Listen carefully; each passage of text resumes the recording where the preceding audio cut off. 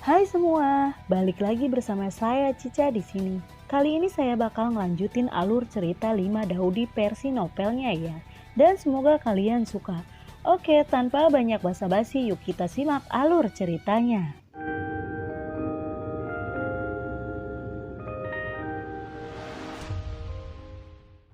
Di cerita sebelumnya, melihat bahasa etnis yang aneh di dahi Xiaoyan, semua orang di tribun merasa sangat terkejut. Hari ini, Xiaoyan telah mengejutkan semua orang. Aksara etnis Xiao di dahi Xiaoyan sudah cukup mengejutkan. Tanpa diduga, Xiaoyan sebenarnya memiliki dua budaya etnis. Xiaoyan akhirnya bisa berdiri dan dia lalu berkata, "Kamu menghancurkan hati Bingxin. Jadi aku ingin kamu mati." Xiaoyan menatap langsung ke arah Tan Tayu dengan niat membunuh di matanya. Mendengar itu, Tan Tayu lalu berteriak, "Tubuh tidak berperasaan."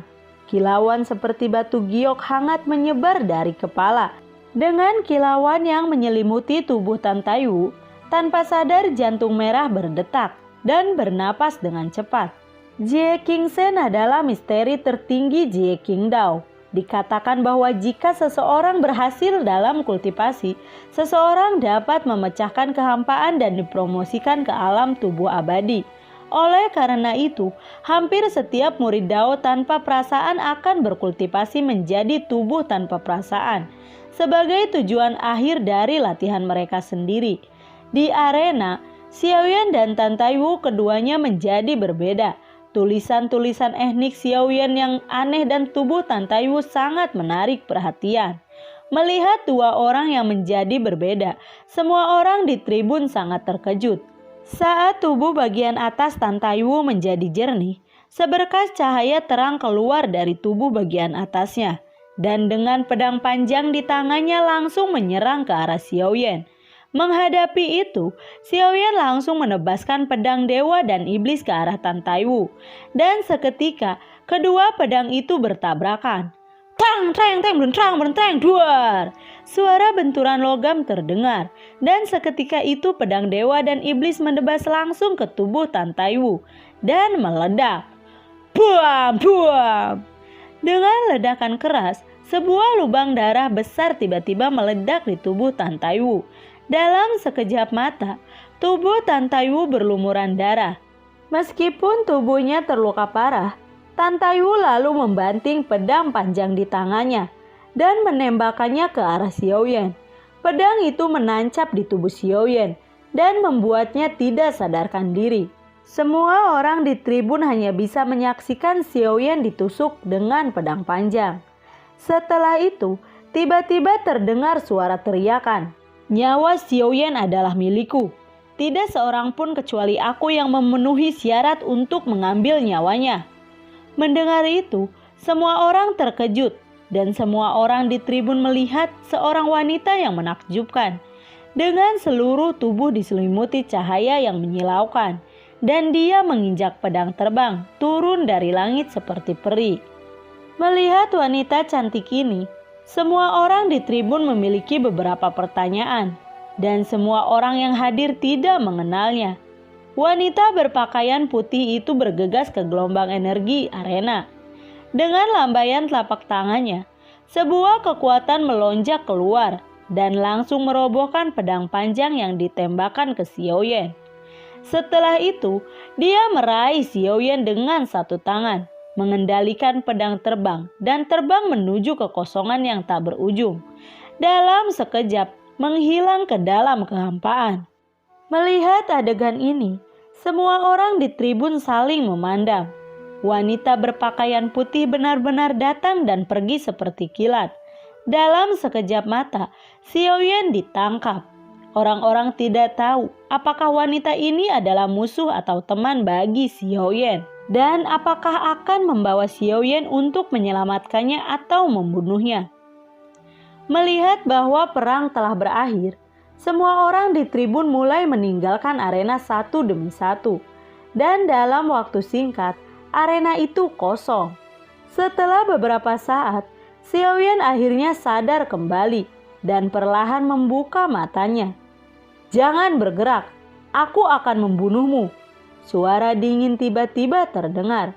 Xiaoyan membuka matanya dan melihat seorang wanita cantik berdiri di depannya, memegang pedang panjang dan menyandarkannya di leher Xiaoyan. Wanita ini adalah Long Jingxuan. Mendengar teriakan Long Jingxuan, Xiaoyan hanya bisa tersenyum. Meskipun dia tahu bahwa Long Jingxuan juga adalah murid dari An Pilingdao, insting Xiaoyan memberitahunya bahwa Long Jingxuan tidak akan membunuhnya. Kalau tidak, dia bisa membunuh ketika dia tidak sadar. Jadi, mengapa menunggu sampai sekarang? Melihat Xiaoyan tersenyum, Long Jingxuan lalu berkata dengan marah, "Xiaoyan, ajalmu sudah tiba. Aku akan membunuhmu." Xiaoyan lalu berkata, "Kamu tidak akan membunuhku. Jika kamu benar-benar ingin membunuhku, kamu dapat membunuhku ketika aku tidak sadar. Jadi mengapa menunggu sampai sekarang?" Suara serak itu perlahan keluar dari mulut Xiaoyan. Meskipun Xiaoyan sangat lemah saat ini, dia masih memiliki kekuatan untuk berbicara. Melihat Long Jingxuan dengan tatapan membunuh, Xiaoyan benar-benar melihat sedikit keraguan di mata Long Jingxuan. Apa yang dia ragukan? Apakah Anda ragu untuk membunuhnya? Atau ragu-ragu tentang hal ini? Dalam kesan Xiaoyan, Long Jingxuan bukanlah orang yang ragu-ragu. Dengan karakter sebelumnya, dia pasti akan membunuhnya jika dia jatuh ke tangannya. Apa yang membuatnya ragu? Xiaoyan selalu merasa bahwa Long Jingxuan memiliki perasaan aneh hari ini. Hari ini, Long Jingxuan tidak diragukan lagi lebih cantik dari sebelumnya. Tetapi, dia menemukan bahwa perut bagian bawah Long Jingxuan sedikit terangkat. Meskipun tidak jelas, Xiaoyan masih melihatnya sekilas. Melihat Xiaoyan menatap lurus ke perutnya, Long Jingxuan merasa malu dan marah, dan segera berteriak dengan dingin, "Siapa bilang aku tidak berani membunuhmu? Aku akan melakukannya dan membunuhmu kali ini." Setelah suara itu jatuh, Long Jingxuan memegang pedang panjang di telapak tangannya dan mencoba mengarahkan energinya. Namun, pada saat ini, bahasa etnis kedua di dahi Xiaoyan yang belum sepenuhnya hilang tiba-tiba meledak dengan cahaya keemasan yang persis sama dengan bahasa etnis, dan kemudian menembak langsung ke perut bagian bawah Long Jingxuan dan menghilang. Pada saat cahaya keemasan ditembakkan ke perut Long Jingxuan, klan kedua di dahi Xiaoyan juga perlahan memudar dan akhirnya menghilang. "Sakit! Sakit!" Long Jingxuan jatuh ke tanah dengan pedang di tangannya dan kemudian memeluk perut bagian bawah dengan tangannya. Dengan ekspresi menyakitkan di wajahnya, Long Jingxuan mengerang kesakitan untuk waktu yang lama. Melihat wajah pucat Xiaoyan, Long Jingxuan lalu berkata, "Xiaoyan, aku tidak akan membunuhmu untuk saat ini." Setelah berbicara, Long Jingxuan segera mengeluarkan pedang terbangnya, berubah menjadi cahaya putih dan bergegas ke langit. Ternyata setelah kejadian kikuk-kikuk, Long Jingxuan sekarang hamil. Dia sebenarnya sedang mengandung anak Xiaoyan.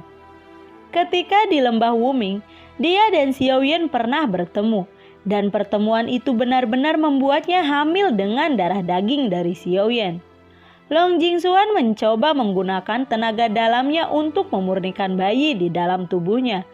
Tetapi bayi di dalam tubuh sangat kuat dan dia tetap tidak bisa memurnikan bayi di tubuhnya. Berpikir bahwa dia mungkin akan melahirkan seorang anak untuk Xiaoyan, Long Jingxuan tidak bisa membayangkan. Dao yang tidak berperasaan memiliki aturan ketat. Dan ada hukuman yang sangat berat bagi para murid yang melanggar aturan, terutama mereka yang melanggar tubuh perawan. Hukumnya bahkan lebih berat. Karena itu, selama ini dia berada dalam konflik dan kesakitan, dan dia tidak tahu harus berbuat apa. Long Jingxuan terbang tanpa tujuan di langit Sainan Xuan dan menghilang ke langit jauh dalam sekejap. Melihat Long Jingxuan tiba-tiba pergi, Xiaoyan juga merasa sedikit bingung. Ketika Long Jingxuan memegang pedang di lehernya barusan, Dia berkeringat dingin. Dia benar-benar takut Long Jingxuan akan membunuhnya. Untungnya, Long Jingxuan tidak melakukan itu. Merasakan sakit yang menusuk hati di dalam tubuhnya dan tingkat kelemahan di tubuhnya, Xiaoyan hanya bisa menggelengkan kepalanya dan tersenyum pahit. Xiaoyan mulai perlahan mengedarkan teknik penjue di tubuhnya. Dengan pengoperasian teknik budidaya penjue, kekuatan di tubuhnya mulai mengembun sedikit demi sedikit. Hanya saja kecepatan agregasi ini sangat lambat. Setelah waktu yang lama, sedikit kekuatan terkumpul di tubuhnya. Dia akhirnya mengumpulkan beberapa kekuatan dan mengeluarkan banyak pil pengembalian dan pil pemulihan dari Naji, dan memasukkannya ke dalam mulutnya. Waktu berlalu dengan lambat, dan dia tidak tahu berapa lama telah berlalu. Saat Xiaoyan terus berlatih, Xiaoyan akhirnya memiliki energi yang cukup untuk membuka dunia batin dan kemudian memasukinya. Memasuki dunia batinnya, Xiaoyan langsung datang ke kolam air sumber roh dan melompat masuk. Dengan nutrisi dari mata air sumber roh, Xiaoyan percaya bahwa bekas lukanya akan segera sembuh. Tubuh itu direndam dalam air mata Yuanling, dan energi yang kuat dan murni terus mengalir ke tubuh Xiaoyan. Darah di permukaan tubuh Xiaoyan juga tersapu bersih oleh mata air Yuanling. Dalam waktu singkat, mata air Yuanling menjadi sangat jernih kembali. Dalam proses mata air Yuanling terus memberi energi kepada Xiaoyan. Teratai laut berhati es yang tumbuh di mata air juga merentangkan daun teratainya, seolah menyentuh dengan lembut tubuh Xiaoyan. Xiaoyan merasakan aliran udara hangat dari daun itu. Aliran energi hangat dan dingin beredar dengan cepat di tubuh Xiaoyan selama seminggu dan akhirnya mengalir ke jantung Xiaoyan, menyehatkan jantungnya yang rusak. Di mata air Yuanling, mata Xiaoyan tertutup rapat. Dengan nutrisi dari mata air Yuanling, tubuh Xiaoyan pulih dengan kecepatan yang sangat cepat. Dalam proses pemulihan, setengah tahun berlalu dengan tenang. Dalam 6 bulan terakhir, Xiaoyan selalu mempertahankan postur yang sama dan trauma fisiknya juga telah sembuh di bawah nutrisi mata air sumber roh. Dan napasnya secara bertahap kembali ke kondisi puncaknya. Namun, Xiaoyan masih tidak menunjukkan tanda-tanda untuk bangun. Setengah tahun berlalu. Sejak pertempuran hidup dan mati antara Xiaoyan dan Tan Taiwu, dalam 6 bulan terakhir, Xiaoyan tampaknya telah menguap dari dunia dan tidak pernah kembali ke klan Xiao. Tetapi, semua orang di klan Xiao sangat yakin bahwa Xiaoyan tidak mati. Dalam pertempuran hidup dan mati, dapat dikatakan bahwa tidak ada pemenang sejati. Xiaoyan hilang, dan Sun Ya, Cao Xiu, Luo Wudi, dan Tan Taiwu semuanya tewas dalam pertempuran. Namun, sensasi yang disebabkan oleh pertempuran di Akademi Shengnan itu tidak kecil. Meskipun setengah tahun telah berlalu, para siswa Akademi Shengnan masih sering menyebutkan pertempuran hidup dan mati 6 bulan yang lalu. Setelah pertempuran itu, Liga Alkemis, Geng Chao, dan Geng Merah, 3 kekuatan lama Akademi Shengnan, juga bubar satu demi satu. Di sisi lain, momentum perkembangan klan Xiao sangat kuat. Setelah pertempuran hidup dan mati itu, prestasi Xiaoyan di akademi telah meningkat pesat. Di mata banyak orang, Xiaoyan seperti dewa. Banyak orang berbicara tentang nama Xiaoyan dengan kagum. Bahkan, ada beberapa siswi yang menyukainya. Bagaimanapun di benua asal Qi, kekuatan dihormati. Karena Xiaoyan, semakin banyak orang mulai bergabung dengan klan Xiao. Di antaranya adalah geng Qing Hui yang dibuat oleh Liu Xiaohui dan Liu Qing. Adapun siswa dari 3 kekuatan, Liga Alkemis, Geng Chao, dan Geng Merah, banyak siswa secara sukarela bergabung dengan klan Xiao setelah 3 kekuatan dibubarkan. Klan Xiao sekarang mulai secara bertahap menjadi formal. Di klan Xiao hari ini, karena Xiaoyan tidak ada, Liu Xiaohui diizinkan untuk sementara mengambil posisi ketua. Selain itu, Liu Qing, Xiaoya, Tiewei, dan Jiu Bai, orang-orang kuat ini membentuk inti manajemen klan Xiao. Meskipun Xiaoyan tidak ada di sana, semua orang masih berjalan dengan tertib sesuai dengan rencana yang telah dibuat Xiaoyan sebelumnya. Di satu sisi, klan Xiao menjual sejumlah besar pil di Akademi Shengnan dengan imbalan batu roh sumber.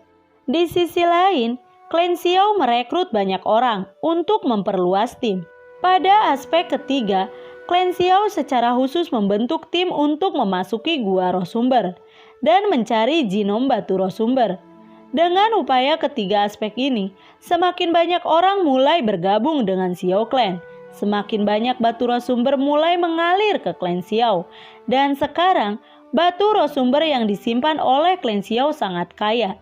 Ketika klan Xiao tumbuh dan berkembang, satu peristiwa besar terjadi dalam 6 bulan terakhir. Dan itu adalah kontes peringkat yang kuat dari Shengnan College. Di mata publik, kontes peringkat yang kuat akhirnya diadakan sesuai jadwal. Kompetisi daftar kuat diadakan setahun sekali. Tetapi, kompetisi daftar kuat tahun ini berbeda dari sebelumnya. Karena kontes peringkat yang kuat ini terkait dengan siapa yang berhak mengikuti pemuda daratan seluruh benua tahun depan. Hanya mereka yang masuk 10 besar dari daftar kuat yang memenuhi syarat untuk berpartisipasi dalam klasik pemuda daratan tahun depan. Pemuda daratan seluruh benua adalah acara besar yang diadakan setiap 10 tahun di benua Yuanqi. Pada saat itu, hampir semua pemuda terbaik dari seluruh benua akan berpartisipasi.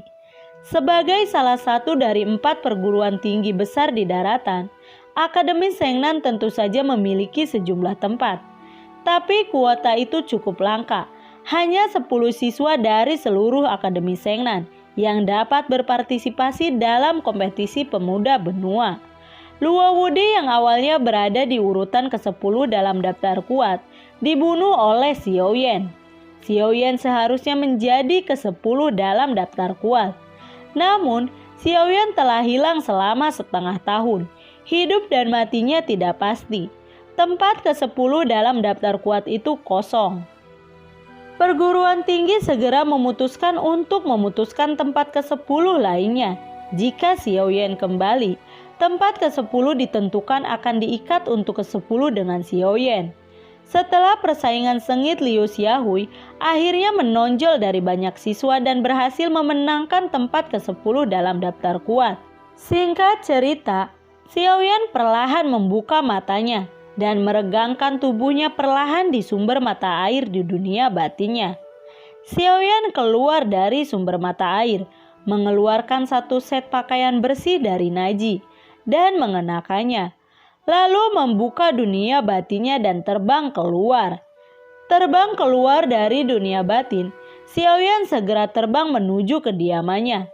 Paviliun tempat Xiaoyan tinggal sekarang menjadi markas besar klan Xiao.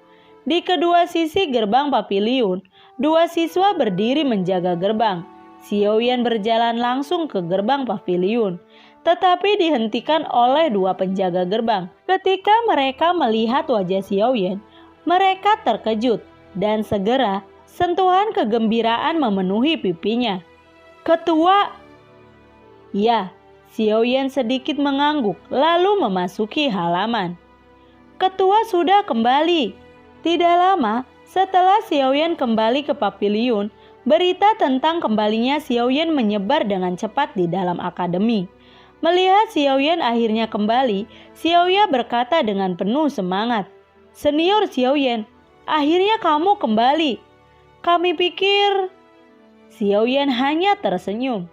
Xiaoya memberi Xiaoyan laporan terperinci tentang beberapa perkembangan terakhir di klan Xiao. Xiaoyan juga sangat terkejut dan sangat senang. Kecepatan perkembangan klan Xiao ini sangat melebihi harapannya. Liu Xiaohui lalu berkata, "Xiaoyan, jika kamu kembali, kamu harus terus menjadi ketua." "Menjadi ketua ternyata tidak mudah," ucap Liu Xiaohui. Xiaoyan lalu berkata, "Urusan klan Xiao dapat diserahkan kepada Xiaoya dan yang lainnya untuk dikelola. Yang terpenting sekarang adalah meningkatkan kekuatan. Liu Xiaohui, apakah ada metode kultivasi unik di akademi ini yang dapat mempercepat kecepatan kultivasi? Ucap Xiao Yan. Ada, itu adalah Pagoda Tongxian, salah satu dari 3 menara akademi. Itu dapat mempercepat kecepatan kultivasi, ucap Liu Xiaohui. Pagoda Tongxian. Xiao Yan mengerutkan keningnya setelah mendengar ini dan menatap Liu Xiaohui. Liu Xiaohui lalu berkata, Pagoda Tongxian adalah menara Daudi, dan orang yang membangun menara ini adalah Daudi kuno yang mendirikan Akademi Shengnan. Alasan mengapa Akademi Shengnan dapat menarik begitu banyak kekuatan sepenuhnya karena Pagoda Tongxian. Oh, begitu, ucap dari Xiao Yan. Besok aku akan memasuki Pagoda Tongxian. Xiao Yan segera memutuskan untuk memasuki Pagoda Tongxian besok untuk melihat apa rahasia yang disebut Pagoda Tongxian. Besok adalah hari ketika Pagoda Tongxian dibuka. Kita bisa membawa lebih banyak tokoh inti dari klan Xiao dan memasuki Pagoda Tongxian bersama-sama, ucap Liu Xiaohui. Baiklah, kamu bisa mengaturnya. Kami akan berkumpul di luar pavilion besok, ucap dari Xiao Yan. Lalu, bagaimanakah kelanjutan ceritanya? Nantikan video Cica selanjutnya ya. Bagi kalian yang suka akan alur cerita yang Cica bawain, kalian bisa like, komen, share ke teman-teman kalian ya. Cica ucapin terima kasih juga buat kalian yang udah mensupport Cica lewat link Saweria di bawah kolom deskripsi. Dan semoga sehat selalu ya buat kalian. Cica mohon pamit dan assalamualaikum. Dadah.